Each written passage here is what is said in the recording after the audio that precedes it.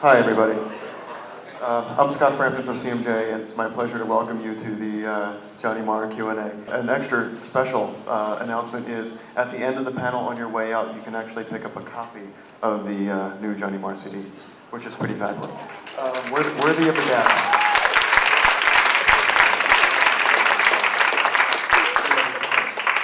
And institutional applause for this man here.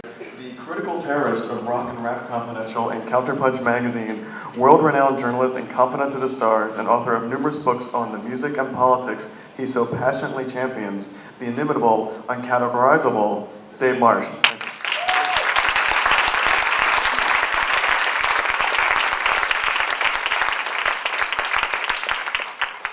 Well, what I am today is a very lucky fellow for a couple of different reasons. Is this mic on? Or I just not? Okay. What I am today is a very lucky person for two reasons. One of which is that I've already heard Boomslang, and wait till you hear it. I've been a Johnny Marr fan for a while, and I agreed to do this thing, and I hadn't heard the record. And I thought to myself at one point, I haven't told Johnny this yet, I thought to myself at one point, you know, this is a guy stepping out in front for the first time in his career. You know better than to get involved in this. I put the record on, and 8 bars later, I was like, oh boy, you know, this is a home run. It's a real privilege to get to do this. And the second reason was because, that I'm lucky actually, is because I get to have this conversation, which hopefully, it'll feel like a conversation. Have I said anything wrong yet? You want to correct me on it? No, it's fantastic. It's fantastic. I agree with everything. So how did you, that won't last long.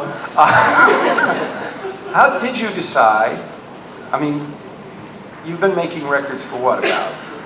20 years, something, 19 years. Yeah. So what, all this, and you always, you've worked with very distinctive frontmen, Smiths to the other things. What made you, why now, to step out front for yourself? There's two reasons really. Firstly, I felt that the idea I had for a band at this time was pretty much complete, and I kind of had the whole picture really, and including how I wanted the vocals to sort of sound. So that made me realise that for the first time since being about 15, I was looking for a very, very specific singing style, rather than just, you know, I do say my 100% and then another guy does his 100% and then hopefully we end up with 300%. You know, like this, the sum is greater than the sort of, you know, 2 parts, that kind of thing. Because that was the way things have gone for me from being around 15, 16 and looking for frontman. So I kind of had a whole overall thing of it. So, and then the second reason was that I was singing with the band when we were sort of knocking things around a couple of years ago. And they told me that they thought what I was doing was more interesting than this other guy that I kind of found, or my ideas for another singer. And I trust them implicitly, and I know that they're in a band with me because they're into the music. They don't need to be in a band with me for any reason other than they want to play some pretty good stuff. Well, let's talk about who's in the band and what your concept for the band was. Well, I met Zach Starkey about 3 or 4 years ago in New York, and we just kind of hit it off straight away. It's one of those meetings where you just got so much in common. And you didn't know who he was until... I didn't know who he was for about 10 minutes, you know. He was just an English guy and looked, you know, like he was into the same things I were into, and we just got real friendly for the first 10 minutes, and I just found out who he was, which was kind of handy. And then we just arranged a jam when we got back to Manchester, which is the first time I've done that for a long time. Just blindly said, right, you know, let's get together and just jam, you know, because I kind of tend to avoid that thing, because when I've done it in the past, it's just a bunch of people sort of looking at me going, what are they going to play? What are they going to play? And I had this sort of concept for, really, as a fan of music, a certain type of rock and roll that I wasn't hearing, which was melodic with a touch of groove and a little bit kind of, and you know, an anemic kind of very white sort of approach to vocals really, but still soulful at the same time, you know. You know, which obviously sort of incorporating all the things that I've been influenced by since being a kid. Whereas in the past, you know, with like when I joined the There, I was very much, that was perfect calling for me, because the idea of playing guitar at that time in my career with that music was, okay, I want to do that music at this point in my career. Whereas with the Healers, the idea was, you know, all the stuff that I've been digging on since I was like 12, 13, I could kind of put them into this sort of melting pot, and I think it would sound fairly current. Well, it is very much a melt. I mean, it's tricky to talk about this with folks who haven't heard the record yet, but who obviously are interested in your music, because it both is totally grounded in what you've done before, and yet it moves both backwards from that and forwards from that, right? Yeah, I mean, when you say backwards from that, is that stuff? Historically. I didn't mean you were playing with your left hand. Right? No.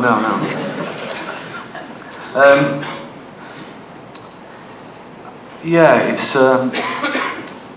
I try to have no agenda in terms of fashion and what would really be expected of me. Because to be honest, if I thought too much about what people want to hear, their ideas of what my first solo record would be, the record would probably be like 300 hours long. And so I kind of put that aside, and I didn't want to sort of look back in 3-4 years' time and go, you know what, I had too much agenda going on there. I was like, when I was writing, I was kind of like, be natural.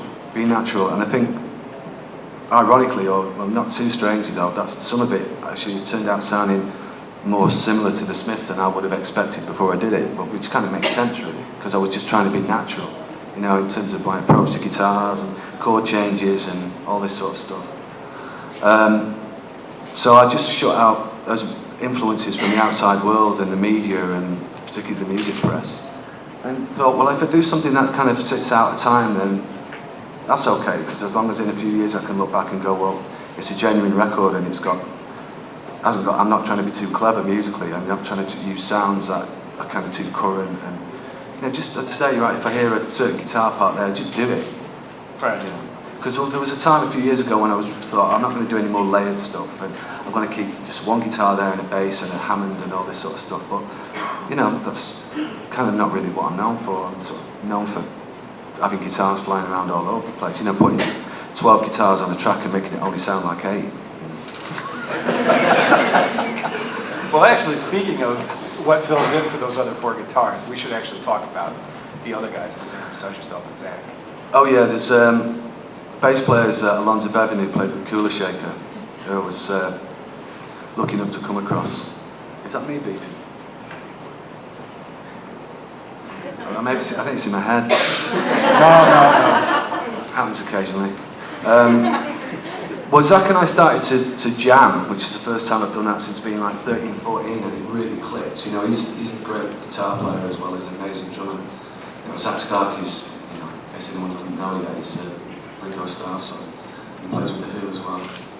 And we jammed and we had a real, you know, okay, that's a two-headed beast, right? You know, the most good groups are going to be, you know, all kind of coming from the same place. And our aspirations were the same, you know, we had so much in common, so we knew that was happening. And then we tried out a couple of different bass players. And all just with this casual thing, all right, you know, we'll get people together fairly slowly. You know, as soon as it's happened, we'll go out. And we were playing with a few different people, and then anyway, you know, luckily for me, Cooler Shaker split up, and a few musicians. I'd never seen Cooler Shaker, but I was aware from a few of my friends that they really, you know, were pretty hot live. And so anyway, I tracked Alonzo down and got him involved. And then we, you know, I'll try and cut this bit down, but we got invited by Noel Gallagher and Liam Gallagher, who were the demos, to go out on the road and play with them. And my sort of extended group was me, Alonzo and Zach, and I had this girl, Liz Bonnie, who was just hanging out with, and her friend Lee Spencer, who was a keyboard player. Liz was a percussion player, and I just said, look, let's just be a tribe. Because I was still in the back of my mind, after the end of the Smiths, I'd made a promise to myself that one day I would form the Mancunians line of Family Stone. And I thought, it can happen. And, you know, my house, I've got, you know, a big studio, and there's a lot, you know, I just thought, okay, well, let's go out and do it. Let's be a sort of modern slide, Jefferson Airplane, and I took the songs out, some of which have ended up on Boomslang. And my intention then, when we went out live, was I thought, right, if we're going to be a live band, because I hadn't really thought, until we've been asked to do the shows, about being the live band. I thought we'd just get the record on first and then, you know, do the gigs. So, okay, well, the gigs have come before actually making the record. Right, what do I want to do live? I just want to go out and just make this sonic assault with this very percussion bass. And I took these songs and we just made them kind of turbo.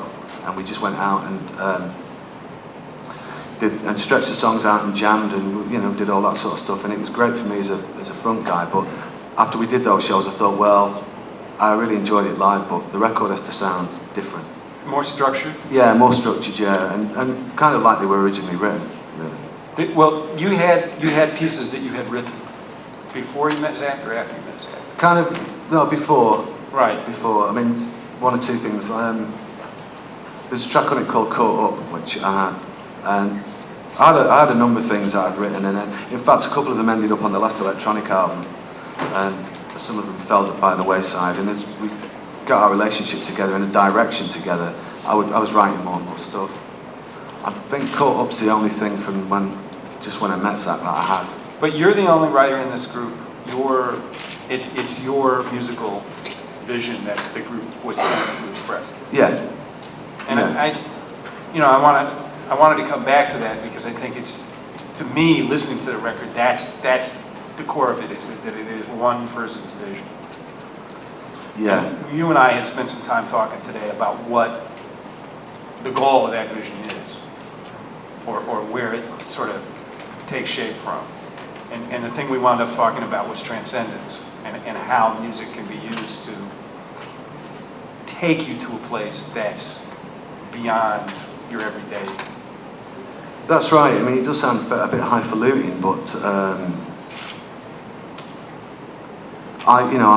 my introduction to transcendence and the idea of sort of being lifted out of your consciousness for even, you know, if it's the 3.5 minutes, and that feeling when I was able to carry that around with me like a sort of suit of armour when I was in school was from listening to the 7-inch 45 in the early 70s, Mark Bolan in particular, and David Bowie in particular, Mark Bolan, and then when it happened to me big time a few years later was with the Patti Smith Group and Raw Power, Black Stooges. And, I think because I'm a bit older, I know it's the word transcendence. I think if I'd been asked that when I was 20, I would have given a different reason for it. You mean just like a kick in the balls or something? Yeah, kick up the ass, you know. Well, that'll transcend you.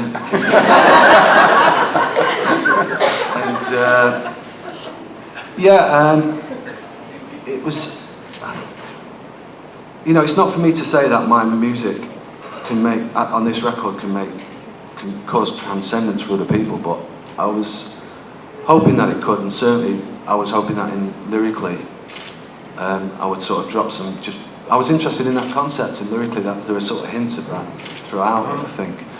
And the transcendence thing is, I've been lucky enough, because I've been doing it so long, to make some records where in the studio you have that punch in the air moment, or when you're writing it you just go, yes. And it could be a chord change or a melody or a guitar part stuff.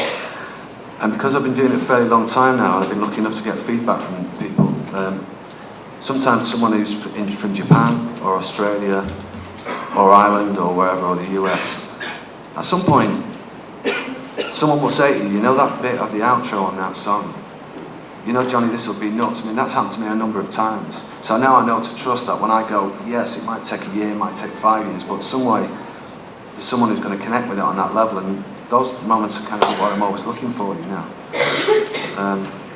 I hope that the record does that, but that's the kind of buzz that I'm chasing.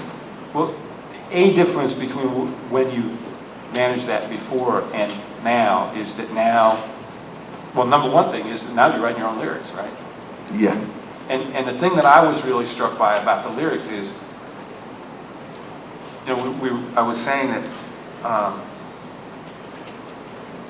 that they're not lyric when you read them, as opposed to when you hear them, you're not impressed. But when you hear them and you realize the musicality of them, they're just very, very crafted in a sonic fashion, was what I thought. In some ways, the way that you structure your guitar parts.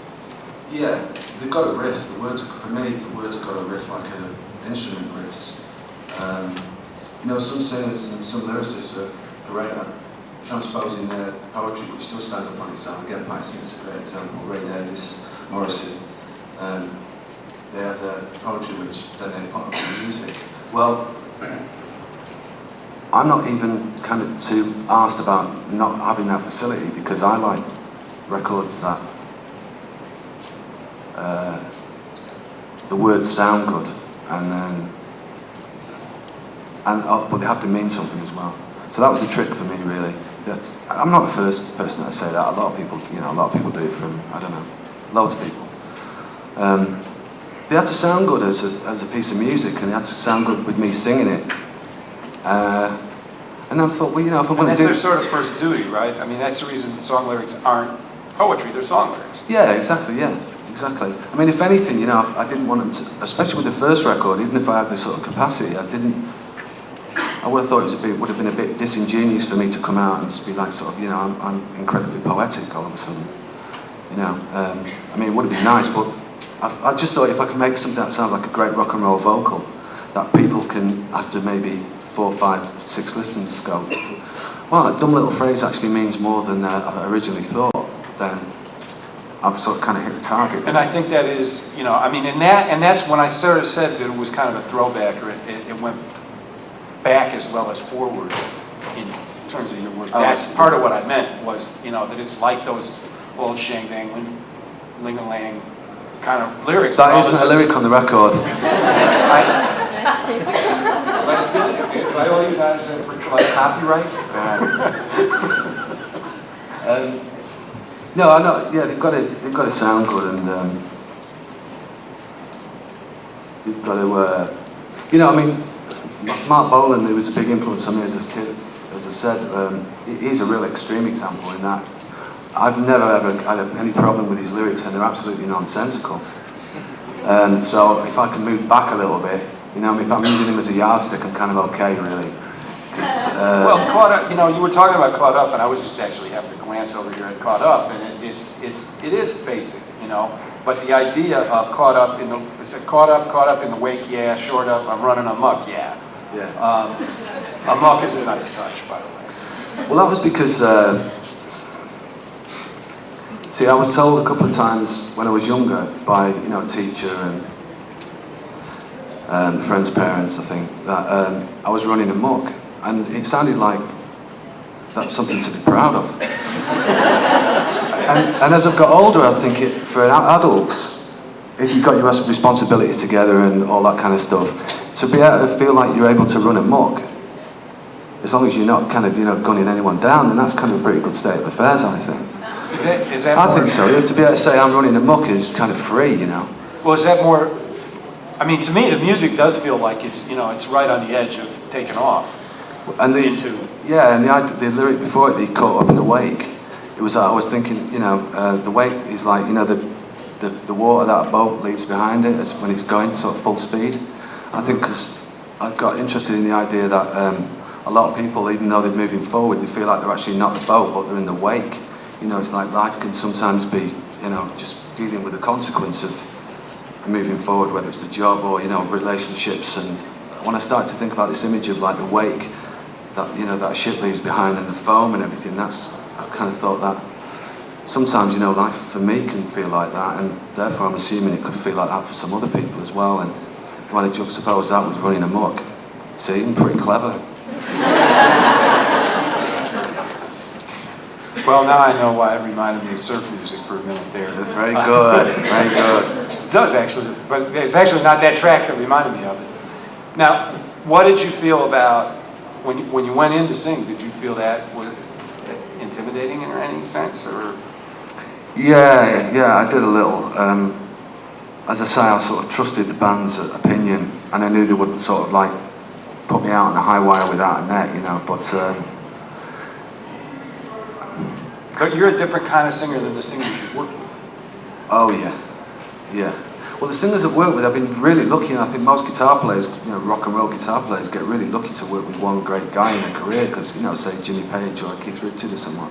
And to my mind, I've worked very closely with a few real good ones, you know. I mean, obviously Morrissey is a great example, but Matt Johnson, for me, that was that 3.5 year period. That was for me, a 24/7 job, really.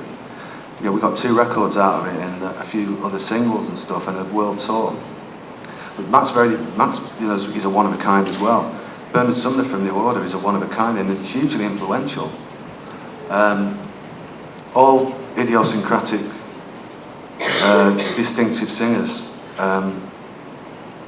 And so I was bound to sound different from those guys, I think. And I learned a lot from their approach, particularly Bernard Sumner's approach. I learned about objectivity and kind of stepping back and almost treating the vocal as, once you've done the subjective work, which is the words and the tune and everything, okay, give yourself a break and just treat it like an instrument, and don't get too hung up about expressing yourself and stuff. And then once I got, so I learned a little bit from working with him. But really, what happened was I sang and sang and sang until I identified my own sound, and then I realised, right, okay, well, I've got these parameters that I want to work in, and I can go there, and I can go there, and I can go there, and I don't want to go there. That isn't right for me, and that isn't right. And I think that's what a lot of singers do, But most singers, when they start out and they make their first record as a vocalist, have a record producer to work with, and you're doing it all yourself, right? It's really difficult producing yourself, yeah. That's one of the reasons why the record took quite a long time. I could find How long did it take? Well, on and off, it took less time than one would think. It was 2 years from start to finish, but the actual recording was near enough a year, because during the time from when I first started recording it, I kind of made good on some other arrangements that I'd already made, and just followed through on. Were you playing with other people? Yeah, because I'm a player, that's what guitar players do if they're lucky, So, I wrote some stuff with Beth Orton, and I went and did some concerts with Neil Finn, and I produced a new band from Manchester called Haven. Well, we're here this week, right? They were here, yeah, playing on Saturday night, and I did some work with Oasis, and yeah, I just and that was good for my record, because it just took my mind off the songs, and I came back to it with an objectivity and just nailed it, I think. But yeah, the producing yourself is tough, and ultimately I'd love to find somebody who I could put myself in their sort of hands for a while and just let them kind of help me make the record, Now, when you talk about, one of the things that's fascinating, to me at least, about what you've done so far is that you have actually worked across a very broad spectrum, at least of British music. It seems broad to me, relative to what other people do. Yeah. Where does that come from? I mean, we talked a little bit today about how you grew up in music. I guess is that a fair way to put it? Yeah.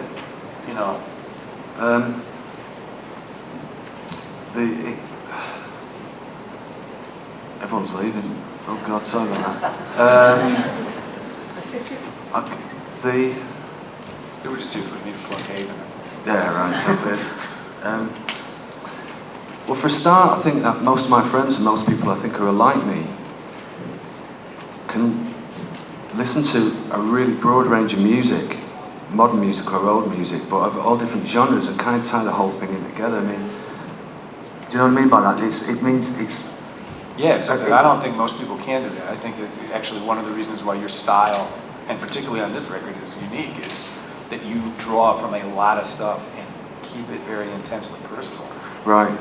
Well, for example, if I was, I don't know, if I had a radio show or something, or a number of my friends had a radio show, we could play maybe, a Miles Davis track from the early 70s when he had John McLaughlin playing with him, and, a Stooges track, and a Serge Gainsbourg track, and a track off the Last Air album, or something by Boards of Canada, and at the end of the hour of hearing all this music, it would sound like it's coming from the same place, because it's all kind of head music to me, head music with rhythm.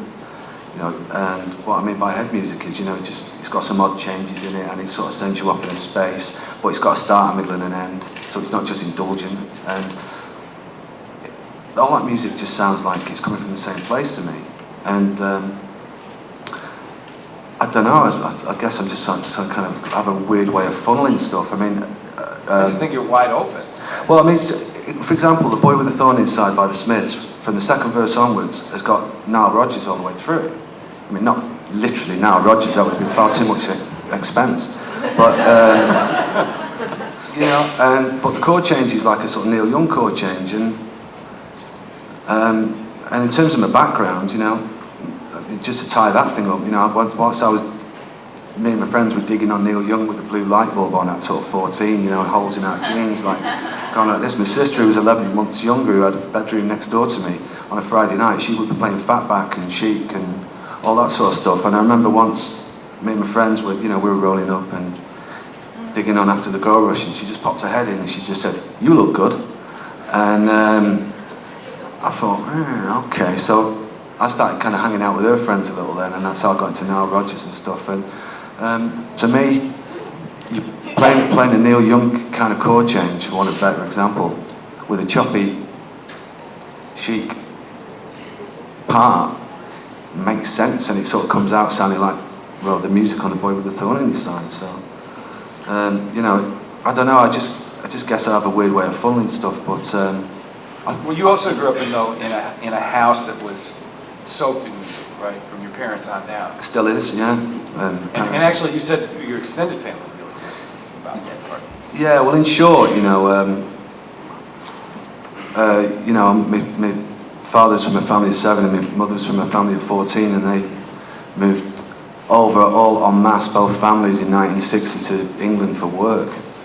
And they were all very young, you know. My parents were 17 and 18 when I was born, and their sisters, some of them were obviously younger and some of them were slightly older, but these were all like 19, 20, 21-year-old sort of Irish kids who'd been set free from the country in the big city, who at the end of the day wanted to let their hair down and, you know, rock and roll. And they did that whether it was a Wednesday or a Thursday or a Monday, you know. And I would have been 4 or 5 or 6 at that time, and, you know, my memory of these, I guess now I'm older than them, but, you know, 19, 20-year-old women with a pretty hard life, dancing and jiving in a very, very small front room was absolutely, completely magical to me, you know, as a 6, 7-year-old, 5-year-old.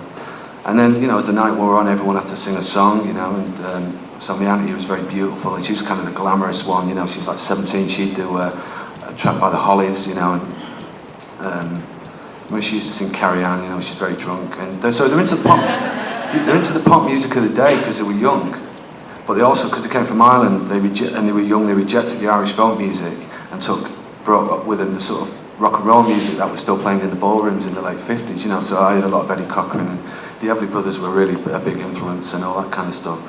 So, you know, my mother particularly was an absolutely complete obsessive about records. And actually, to this day, still phones up country shows and rock and roll revival shows on the radio and try and plugs records because she's so passionate about it. And she phones up the local radio station if she's heard a band do a show, do a song, and says, "You want to check this song out?" And she's not actually nuts, you know. She's pretty on it.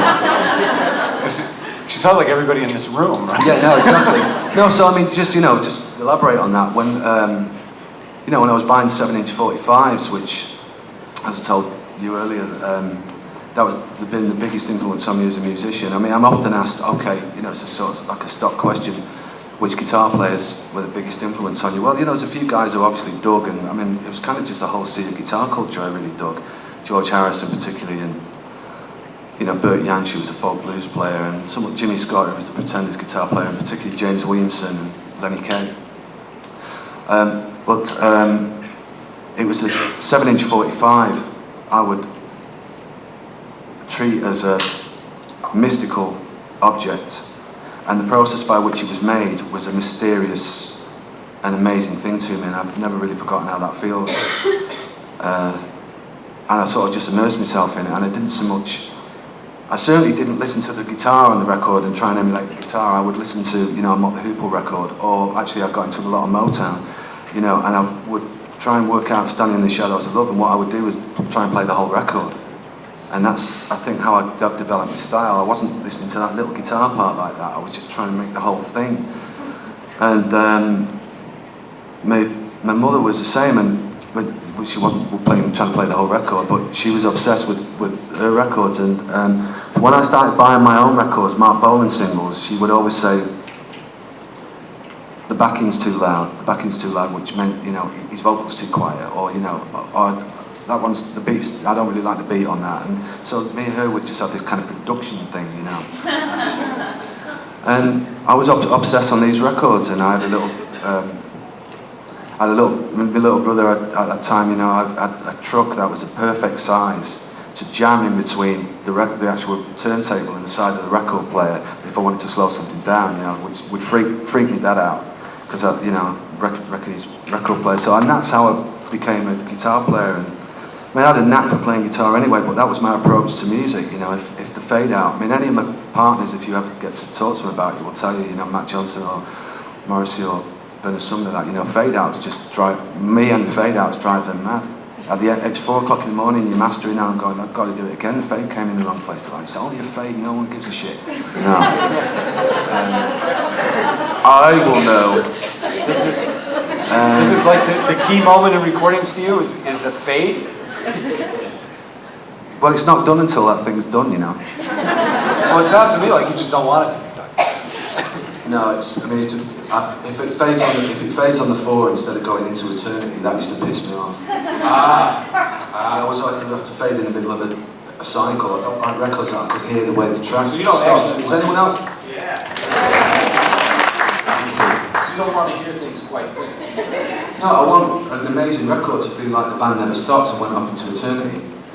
And occasionally, some songs, I didn't want it to fade because I thought this track is almost like a painting and it should have a frame around it. It should go down, bang, you know, like the Beatles records did and stuff. So that was my mindset as a sort of 13-year-old when I was sat up a tree, you know. I was kind of like my friends we're playing and we're in the park and stuff, and I'd be thinking, oh man, yeah, what Hooper record is it? What happens there? And, you know, when I was riding my bike, I'd be obsessing on Metal Guru and stuff. Crash. I'm older than you are. This is, you know, it would have been Four Tops record, but I get the idea. Yeah. You know. Well, you know, this is. I just want to go from there to something else that was happening. You came along at a funny transitional moment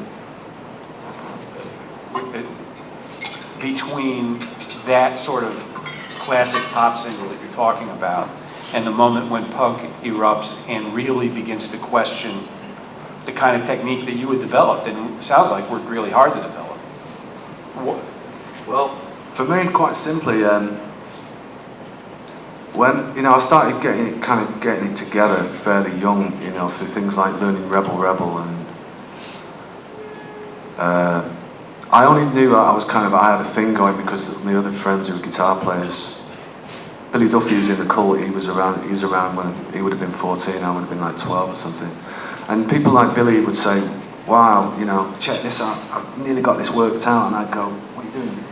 Okay, so I'll just play it. So I knew I kind of had a little bit of a knack for it, for comparing myself to other players.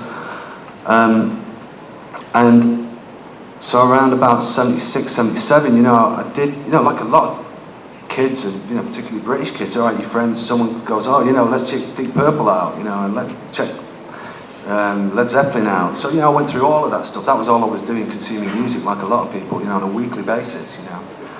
And it was actually through my sister and her friends that I discovered Motown. Because basically when punk broke, I was like probably about 15 or 14 or something. And I was too young to actually go and take part in the, you know, spitting on bands and stuff. And I liked the fashion, but it was frustrating for me because I was just starting to get, you know, a technique together. But frankly, the music that was made for my generation, which is to say 15, 16-year-old, 14, 15-year-old school kids, was The Jam, Madness, the Boomtown Rats, Generation X. Now, because I was hanging out with older friends, you know, if you compare that to Horses and the New York Dolls and, you know, and Raw Power, the British punk movement commercially really sucked a big one. It was what was made for my generation was rubbish. So then I decided, okay, because, you know, suddenly the guys in school that you didn't actually like were kind of like going, I'm into madness. Or even worse, I'm into the stuff you're into. I just copped a lot of Motown and the Redbird movement and Redbird label from out in New York and stuff in the 60s through Patti Smith's interviews and Shangri-La's and stuff through David Johansen from the Dolls interviews, and my sister was playing a load of Motown stuff, so then I started to go backwards rather than get involved with the Boomtown Rats and all this kind of thing. And so then I just, then I left kind of rock culture behind, and I didn't really bother very much with Led Zeppelin and those groups. And so I was like, okay, I'm all right, I'm sorted now. I've got the Stooges, I've got Patti Smith, and I bought a fair amount of crap as well. And Tell them about your iPod. Oh, so yeah, the iPod's amazing. The Macintosh iPod's got 4,000 tracks on it. But you throw me like mad there, Dave. What do you mean to? No, it's cool. It's cool. Derail you. So that's what the punk thing was really weird for me in that regard, because I couldn't go and actively take part. But the older guys who were playing me Heartbreakers LAMF, and because of that, a few years later when I went to meet Morrissey, we could talk about the Marvelettes, and we could talk about Patti Smith, and we could talk about the Dolls and all that. I mean, in fact, that's how I was aware of him quite a number of years before I met him, because there weren't that many New York Dolls fans around, So I don't know whether that answers your question, but I think that had a bearing on how I play guitar. I think it is a tremendous, and really what I was sort of seeking to get you to talk about was this, to me, one of the things that's really different about your guitar playing of most people in more or less your generation of guitar players and after, is that you do have a fluidity you have a lot of familiarity with a lot of different kinds of ways of approaching things, and you know how to go for the bone, the center of the whole thing of excitement. Right. Or you could call it excitement, you can call it high energy, or you can call it transcendence, or you can call it a lot of things, right? It's like a drug, and once it's touched you, big time, you can't get it from anything else. You can get other stuff from drugs, you can get other stuff from sex, you can get other stuff from running a marathon, you can get other stuff from, endorphins, but that thing that you get from going nuts over a record for 4 minutes is the only way to get it, and I've been trying to not only find it, but I've been trying to make it. That's what I do, and I try and, I've got a haircut that's like David Bowie's, and and it gave me confidence because I could just retreat into it. For a start, I just spent so many hours just listening to the music at home.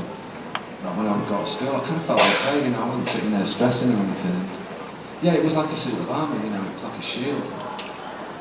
And obviously, I understand, that being a musician in records, it isn't as important as a fireman. I mean, I've said this before, but it isn't as important as a nurse or a heart surgeon or whatever. But when you're 14 and you go to school and you're just really bored, or someone's bugging you, or you're going to have to deal with it, then luckily you don't need a fireman. You don't need a heart surgeon. You need something that's going to get you through the day.